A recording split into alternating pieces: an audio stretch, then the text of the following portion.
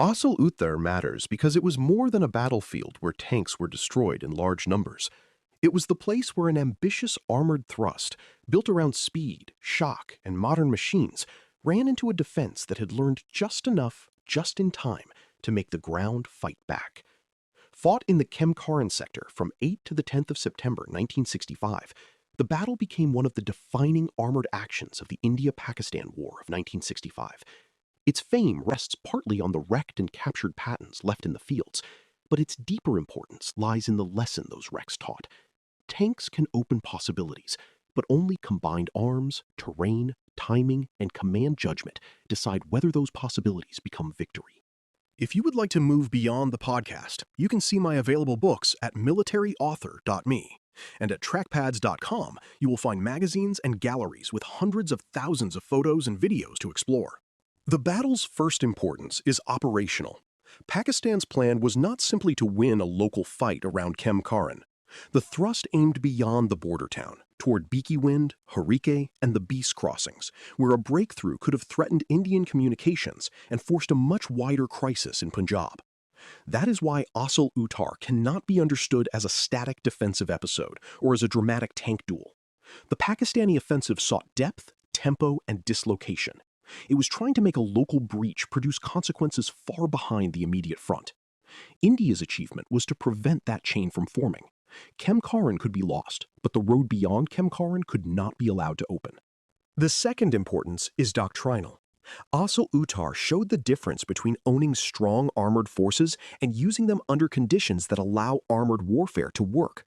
Pakistan possessed impressive tanks, especially the American-built Pattons that carried a powerful reputation in the region. These machines gave confidence to a plan that sought rapid exploitation, but machines do not fight in ideal conditions unless commanders create those conditions.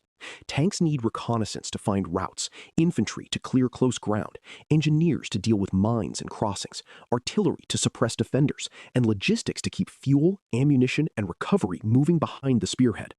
At Asal Uttar, too many of those needs were frustrated.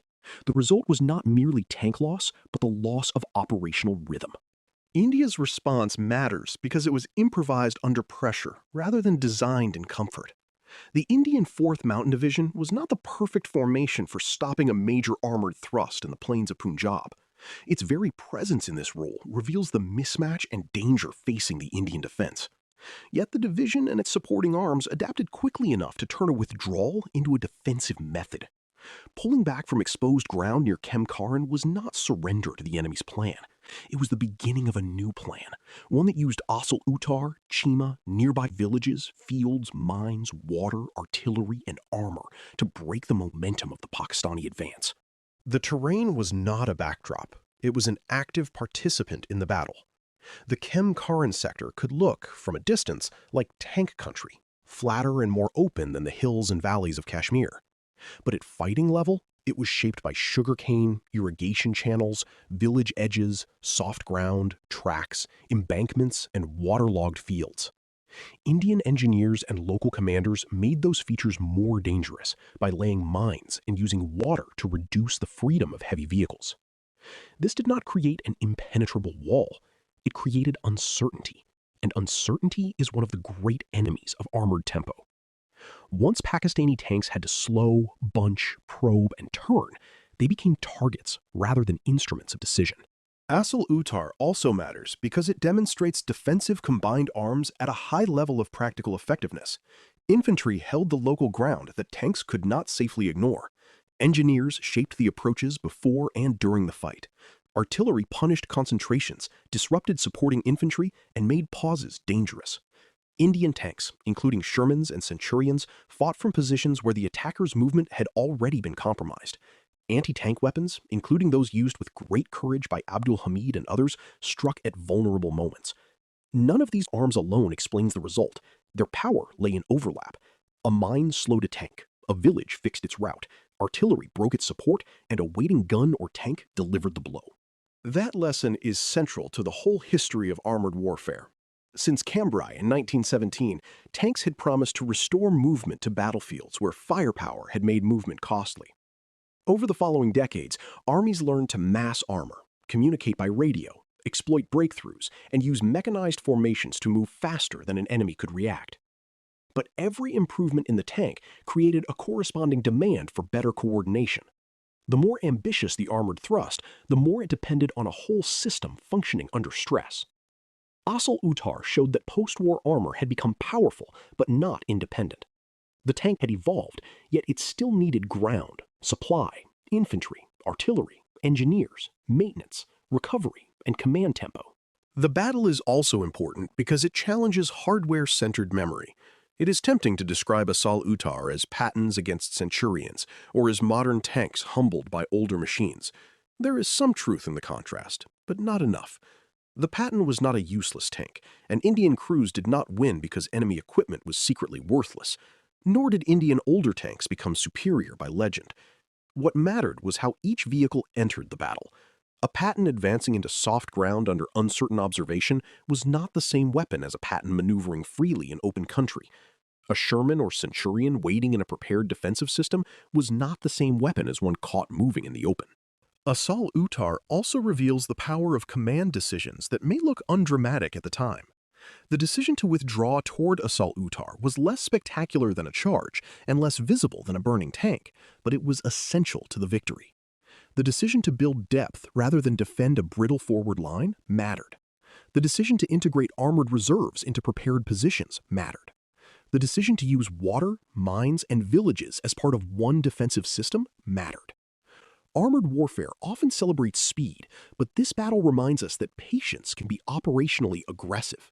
India won not by racing Pakistan's armor across Punjab, but by making Pakistan's armor race into a place where speed no longer worked. The battle's importance also lies in what it prevented. Had the Pakistani thrust broken through quickly and reached the BS approaches, India might have faced a severe crisis in Punjab. That does not mean the war would automatically have been decided, because deep armored thrusts still need fuel, infantry, supply, air cover, bridge control, and secure flanks. But it would have forced hard decisions under pressure and could have shifted the political and military atmosphere of the war. By stopping the offensive before it reached that depth, Asal-Uttar preserved India's operational balance in the sector. It denied Pakistan the chance to convert armored confidence into strategic leverage. A road that seemed dangerous on the map never became open in reality. The human meaning of the battle should remain as clear as the operational one. Asal-Uttar was not merely a demonstration of doctrine. It was fought by men in tanks, trenches, villages, gun positions, recovery vehicles, medical posts, and supply columns. Crews died inside machines that later became symbols. Infantrymen held ground under artillery fire and the approach of heavy armor. Engineers worked in urgency to lay obstacles that might save the line. Civilians saw fields, roads, and homes turned into contested ground. The phrase Patton graveyard can be memorable, but it should not make destruction feel clean or theatrical. Every wreck carried the cost of human decision, human fear, and human loss. The myths that grew around Asal-Uttar are understandable because the battle produced powerful images and real heroism. Abdul Hamid's courage deserves remembrance. The performance of Indian armored units and infantry deserves serious recognition.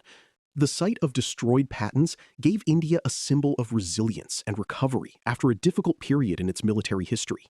Yet the battle is most valuable when myth leads back to analysis rather than replacing it. Asal-Uttar was not won by one man alone, one tank type alone, or one clever trick alone. It was won because many actions, some famous and some nearly invisible, came together at the right place. The truth is more impressive than a simplified legend. In the wider arc from early tank warfare to late 20th century mechanized operations, Asal-Uttar stands as a classic example of armor defeated by the loss of conditions, not by the disappearance of its relevance. Tanks remained vital after 1965, and later wars would show armored forces achieving dramatic results when supported by reconnaissance, air power, logistics, training, and command systems that preserved tempo. But Asal-Uttar warned that a tank force, however modern it appears, can be trapped if it advances into terrain it does not understand, against a defender who uses time intelligently. The battle sits between older lessons and later ones. It looks back to the first failures of breakthrough exploitation and forward to modern combined arms doctrine, where information, mobility, and synchronization matter as much as armor. Asal-Uttar matters because it turned a dangerous Pakistani offensive into one of the clearest defensive reversals of the 1965 war. It showed that a seemingly stronger armored thrust could be broken by preparation, terrain, discipline, and adaptation. It showed that retreat can become method, that fields can become weapons, that older tanks can matter when used well, and that infantry, engineers, artillery, and logistics are not supporting details, but the structure of armored battle itself. It also showed that battlefield victory lives on in memory, sometimes as legend, sometimes as argument, and sometimes as a lesson still worth teaching. The final meaning of Asal-Uttar is not that tanks failed. It is that tanks, like armies, fail when their plans outrun the ground, the clock, and the combined arms system needed to carry them forward. You've been listening to Famous Tank Battles. These battles were never just about machines. They were about doctrine, terrain, firepower, logistics, and the hard problem of turning shock into victory. For more military history writing and books, visit militaryauthor.me. And for magazines, podcasts, and a massive archive of military photos and video, visit trackpads.com. Thanks for listening.